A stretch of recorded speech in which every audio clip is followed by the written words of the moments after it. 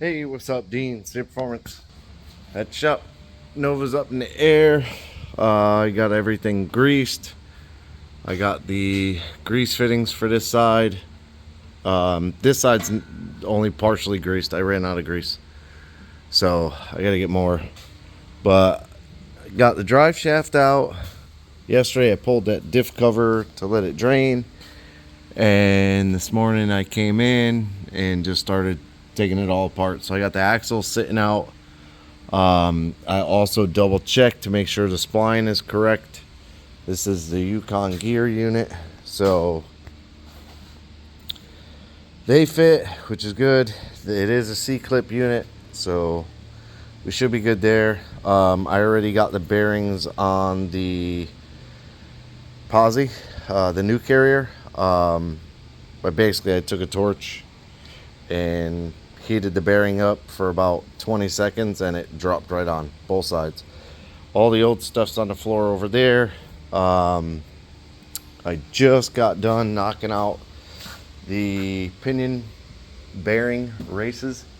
So the front and rear pinion bearing races are out.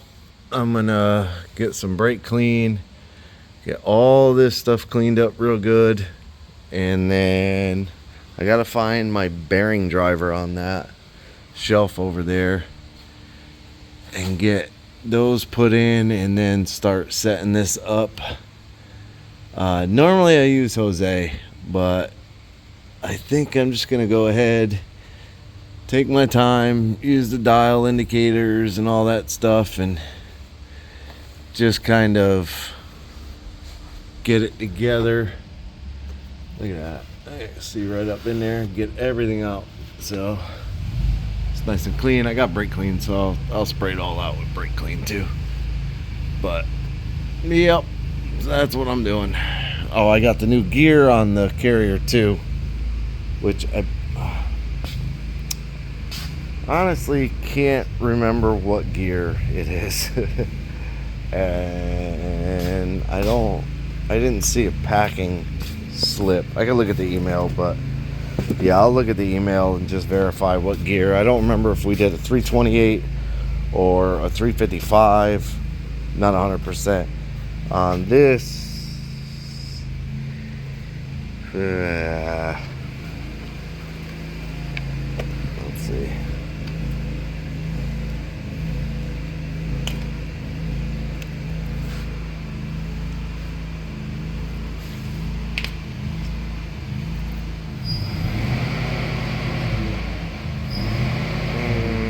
Doesn't say. 6.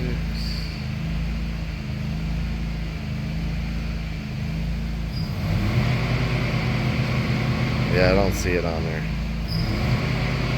Might be a 355. I'm not 100% sure. Like I said, I'll look at the email and see what I ordered. But yep. Okay, so I am now up in the air in Nathan's truck, Mad Hatter, and I messed up.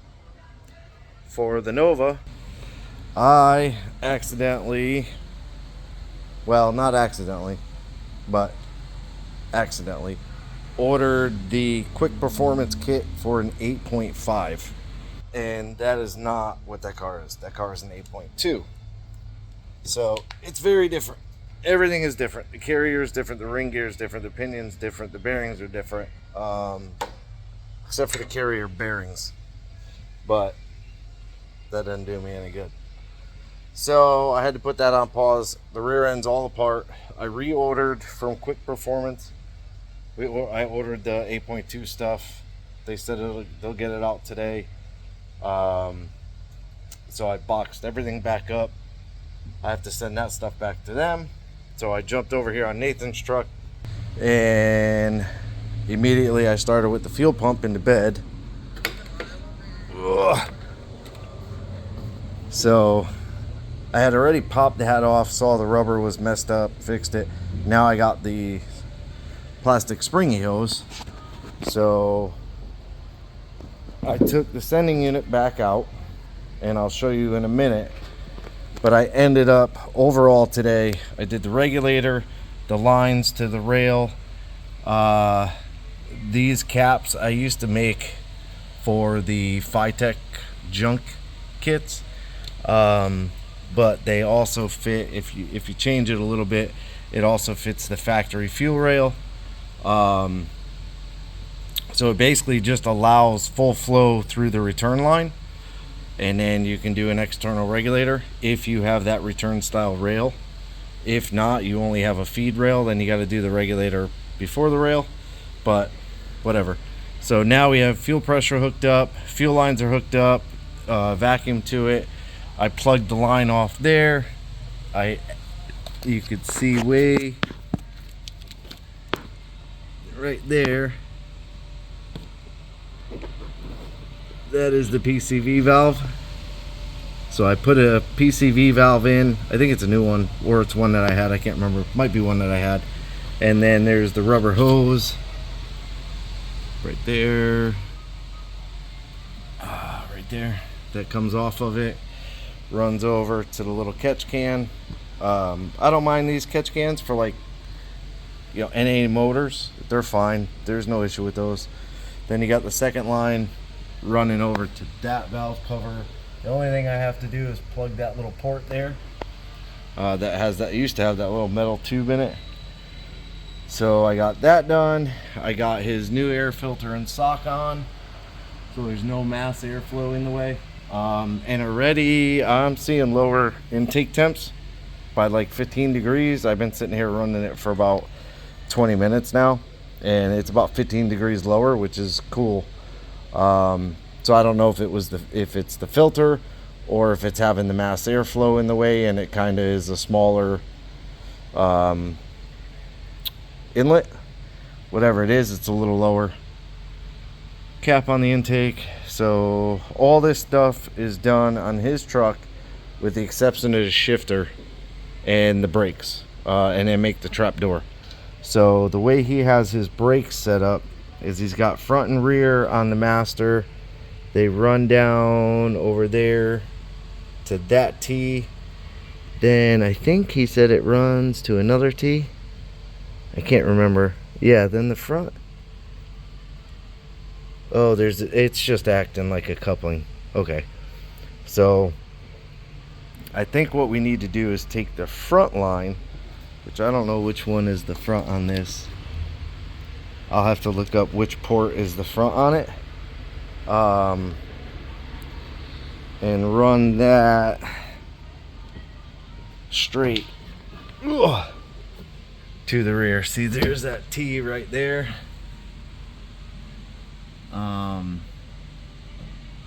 So it's sort of both ports are going to the back, and I don't know if that is causing an issue, that maybe it's bleeding back into the master or something, but I haven't seen any leaks, and the pedal is just garbage. So I think it might have like be pushing through. Also, it runs through the ABS module, so that might be an issue. So I'm going to trace that line back, eliminate it, probably start at the T, and then I know there's a fitting right up there, that I can go to feed the back. What I would like to do ultimately, yeah, see, there's another fitting here, so I may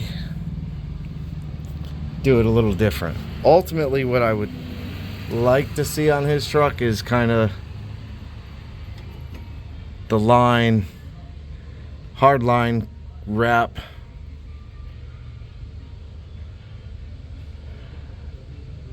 I guess it's neither here nor there, but it kind of dangles a brake line. I think what he said is normally what they do is they put the hard line onto this bar. So probably come down where the 4-link attaches up front, bring the hard line down there, do a soft line, a hard line, a soft line to the brake caliper. Just shorten up this soft line. It looks like it's just a 4 AN. Yeah, it looks like it's a 4AN. So just do a shorter brake hose that goes from here, which this already has a 90 on it.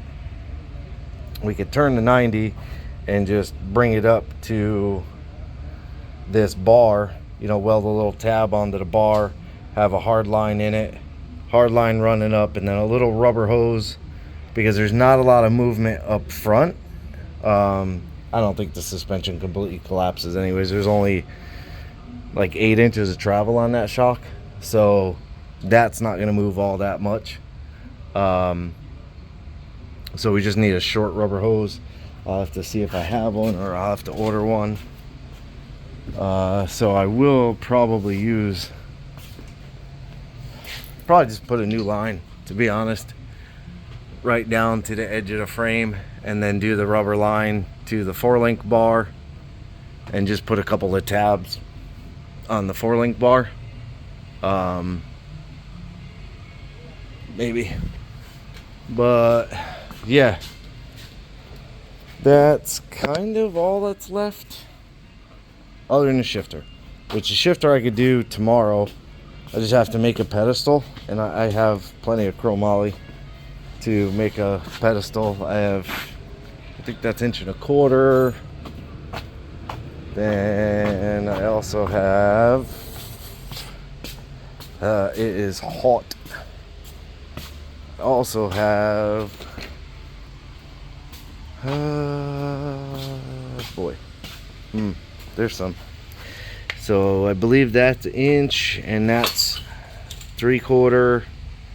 Not 100% sure, but I can at least make him some kind of plate for the floor. I'll have to find a little plate of steel. I gotta have something. Yeah, see, the Nova's up in the air, axle's hanging out of it. I'll have to see if I have some, like maybe probably 1/8 inch, maybe 3/16. I don't know that I do, so I may have to stop and get some. But kind of a, I'm not showing you on this truck now, but a plate to mount on the floorboard that I could weld the tube to, and maybe roll the tube back a little bit so that the shifter is up kind of next to him, so he's not reaching for it. We don't want him to reach for it. We want him to always be able to stay focused, hold his hand up, kind of like a drift handle. Like, as much as they use their drift handles, that's how much he uses his shifter, mudding and tugging and doing all that stuff. So make it real easy for him to go between like second, third, all that good stuff. But yeah, that's pretty much it. The leak, I believe, is 100% fixed on the water neck now. So that's good. I got to get some grease. I got to get rear end lube, hopefully, or gear oil. Hopefully they send that stuff today, because I was really looking forward to having that 100% done, back together. And then the only thing that would be left on this car is to mount his shifter. He has the B&M Pro Gate somewhere here. It's not that one. Oh, it's up there. That's my neck. It's over there, behind the argon bottle on the welder. But he's gonna do bucket seats in it, so the car's gonna go to the interior shop, get the bucket seats and all that stuff put in. So I already know the fuck, idiot. The shifter's gonna be farther back than where it would be with the bench seat. So we're not gonna do that now. We'll do that after. And it's a super easy install anyways. And then the only other thing to check is if there's any holes in the floor that need quick patch. But other than that, that's it. I'm tired, I'm hot, I'm dying over here. So appreciate you watching. Like, subscribe, hit the bell to be notified, leave me a comment, and as always, have a good day.